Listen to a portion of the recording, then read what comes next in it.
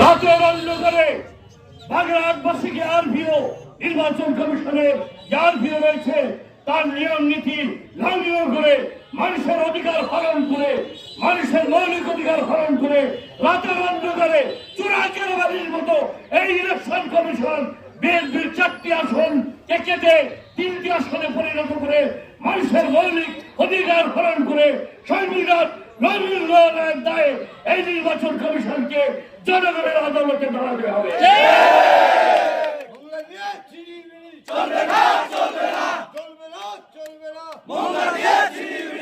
বলতে চাই এই নির্বাচন কমিশনের বিরুদ্ধে আমি হুঁশিয়ারি উচ্চারণ করতে চাই। এই মংলা সমুদ্র বন্দরের পদদেশ থেকে আগুন নিয়ে ছিনিমিনি খেলবেন না, এই আগুন নিয়ে ছিনিমিনি খেলবেন না।